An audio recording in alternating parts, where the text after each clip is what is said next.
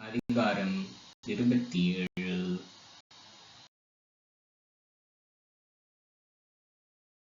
ஈசாக்கு முதிர்ந்த வயதை அடைந்தபோது அவர் கண்களின் பார்வை மங்கி போயிற்று.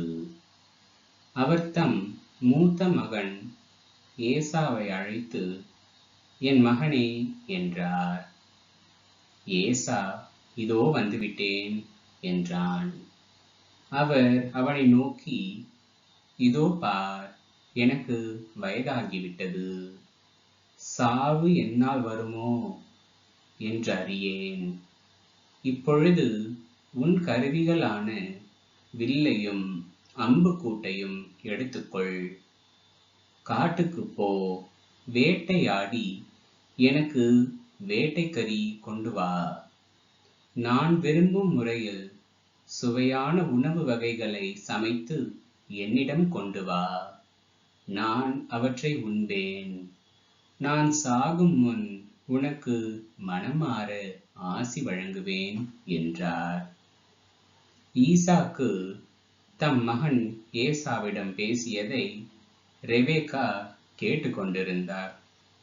வேட்டையாடி வேட்டைக்கறி கொண்டு வருமாறு ஏசா காட்டிற்கு புறப்பட்டவுடன் அவர் தம் மகன் யாக்கோபை நோக்கி, உன் தந்தை உன் சகோதரன் ஏசாவுக்கு சொன்னது என் காதில் விழுந்தது.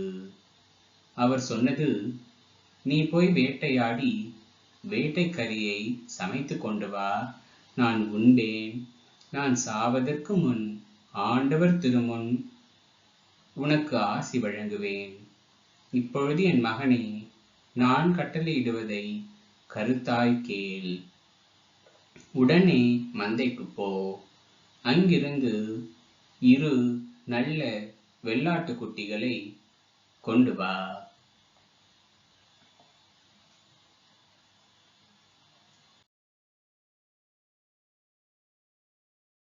நான் அவற்றை உன் தந்தைக்கு பிடித்தமான முறையில் சுவையான உணவு வகைகளாக சமைத்து தருவேன். நீ அவற்றை உன் தந்தைக்கு உண்ண கொடுத்து அவர் சாவதற்கு முன் அவர் ஆசியை பெற்றுக்கொள் என்றார். யாக்கோபு தன் தாய் ரெபேக்காவிடம், என் சகோதரன் ஏசா உடலில் அடர்ந்த ரோமம் உடையவன், நானோ மிருதுவான உடல் கொண்டவன். என் தந்தை என்னை தடவி பார்த்தால் என்ன ஆவது? அவரை நான் ஏமாற்றுவதாக தெரிந்துவிட்டால் என்மேல் ஆசிக்கு பதிலாக சாபத்தை அல்லவா விழச் செய்து கொள்வேன் என்றான். ஆனால் அவன் தாய் அவனிடம், மகனே, உனக்குரிய சாபம் என்மேல் விழட்டும். நான் சொல்வதை மட்டும் செய். போ, அவற்றை என்னிடம் கொண்டு வா என்றார். அவனும் அவ்வாறே போய் அவற்றை பிடித்து தன் தாயிடம் கொண்டு வந்து கொடுக்க, அவர் அவன் தந்தைக்கு விருப்பமான சுவையுள்ள உணவு வகைகளை தயாரித்தார். மேலும் ரெபேக்கா தம்முடன் வீட்டில் வைத்திருந்த தம் மூத்த மகன் ஏசாவின் உடைகளில் சிறந்தவற்றை தம் இளைய மகன் யாக்கோபுக்கு உடுத்துவித்தார். அவன் கைகளையும் மிருதுவான கழுத்தையும் வெள்ளாட்டு குட்டிகளின் தோளால் மூடினார். அவர் சுவையான உணவு வகைகளையும் தாம் சுட்ட அப்பங்களையும் தம் மகன் யாக்கோபின் கையில் கொடுத்தார். அவனும் அவற்றை தன் தந்தையிடம் எடுத்துச் சென்று அப்பா என்று அழைத்தான். அவரும் மறுமொழியாக, ஆம் மகனே, நீ எந்த மகன் என்று கேட்க, யாக்கோபு தன் தந்தையிடம், நான் தான் உங்கள் தலைப்பேரான ஏசா. நீங்கள் சொன்னவாறு செய்திருக்கிறேன். எழுந்து உட்கார்ந்து என் வேட்டை பதார்த்தங்களை உண்டு மனமாற எனக்கு ஆசி வழங்குங்கள் என்றான். ஈசாக்கு தம் மகனை நோக்கி, மகனே, இது உனக்கு இவ்வளவு விரைவில் எப்படி அகப்பட்டது என்று கேட்க, அவன் உன் கடவுளாகிய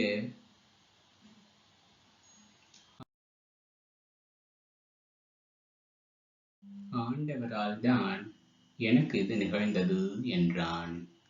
ஈசாக்கு யாக்கோபிடம், மகனே, அருகில் வா, நீ உண்மையிலேயே என் மகன் ஏசாதானா என்று நான் உன்னை தடவி பார்த்து தெரிந்து கொள்வேன் என்றார். யாக்கோபு தன் தந்தை அருகில் வந்தான். ஈசாக்கு அவனை தடவி பார்த்து, குரல் யாக்கோபின் குரல், ஆனால் கைகளோ ஏசாவின் கைகள் என்றார். அவன் கைகள் அவன் சகோதரன் ஏசாவின் கைகளைப் போல் ரோமமடர்ந்தவையாய் இருந்ததால் அவனை அடையாளம் கண்டு கொள்ளவில்லை. எனவே அவனுக்கு ஆசி வழங்கினார். மீண்டும் அவர், நீ உண்மையிலேயே என் மகன் ஏசாதானா என்று வினவ, அவனும் ஆம் என்றான். அப்பொழுது அவர், மகனே, உண்பதற்கு வேட்டை பதார்த்தங்களை கொண்டு வா, மனமாற நான் உனக்கு ஆசி வழங்குவேன் என்றார்.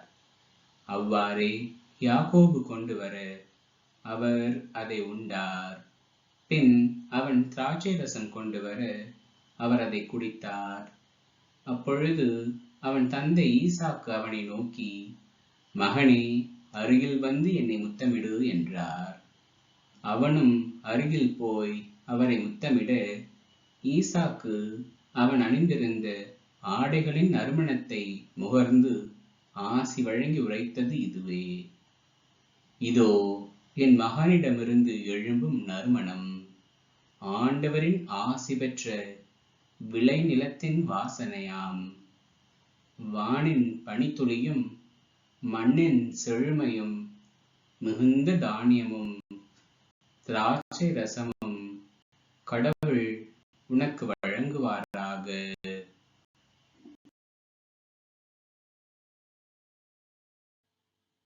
நாடுகள் உனக்கு பணிபுரிந்திடுக, மக்கள் உனக்கு பணிந்திடுக.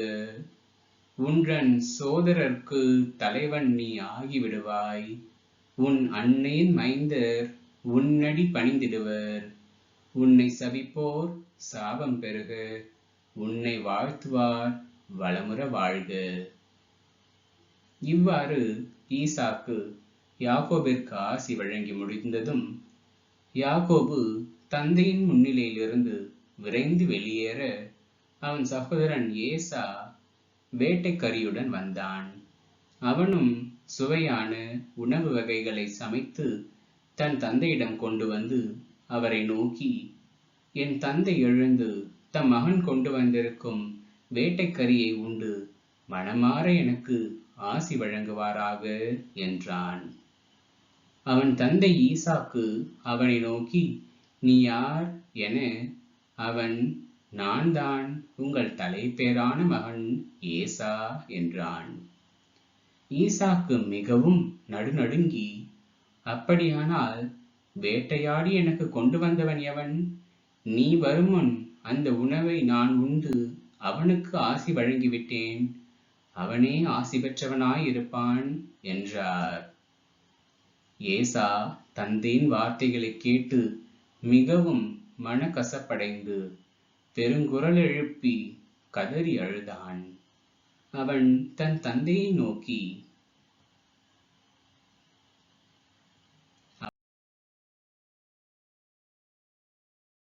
அப்பா, எனக்கும் ஆசி வழங்குவீர் என்றான்.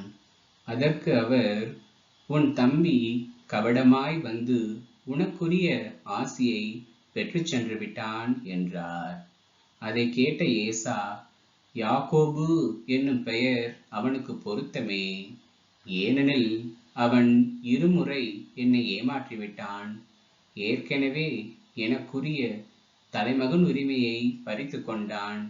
இப்பொழுது எனக்குரிய ஆசியையும் பிடுங்கிக் கொண்டான் என்று சொல்லி திரும்பவும் தந்தையை நோக்கி, நீர் எனக்கென வேறு எந்த ஆசியும் ஒதுக்கி வைக்கவில்லையா என்று கேட்டான். ஈசாக்கு ஏசாவிடம், நான் அவனை உனக்கு தலைவனாக ஏற்படுத்தியுள்ளேன். அவன் உறவினர் யாவரையும் அவனுக்கு அடிமைப்படுத்தியுள்ளேன். அவனுக்கு தானியத்தையும் திராட்சை ரசத்தையும் நிறைவாக வழங்கிவிட்டேன். இப்படி இருக்க என் மகனே, நான் உனக்கு வேறென்ன செய்ய முடியும் என்று சொல்ல, ஏசா அவரை நோக்கி, அப்பா, உம்மிடம் ஒரே ஆசிதான் இருந்ததா? எனக்கும் ஆசி வழங்க வேண்டும் அப்பா என்று சொல்லி கூக்குரலிட்டு அழுதான். அவன் தந்தை ஈசாக்கு அவனுக்கு மறுமொழியாக, உன் குடியிருப்புக்கு நிலத்தின் செழுமையோ மேல்வானின் பனித்துளியோ கிட்டாது. நீ உன் வாளினால் வாழ்க்கை நடத்தி உன் தம்பிக்கு அடிமையாயிருப்பாய். நீ கிளர்ந்து எழும்போது உன் கழுத்தில் அவன் சுமத்திய நுகத்தடியை முறித்து விடுவாய் என்றார்.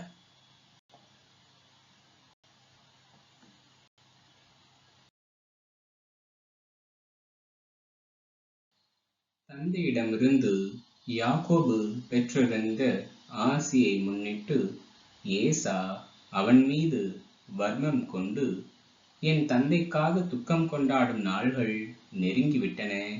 அதன்பின் என் தம்பி யாக்கோபை கொன்று போடுவேன் என்று தனக்குள் சொல்லிக் கொண்டான்.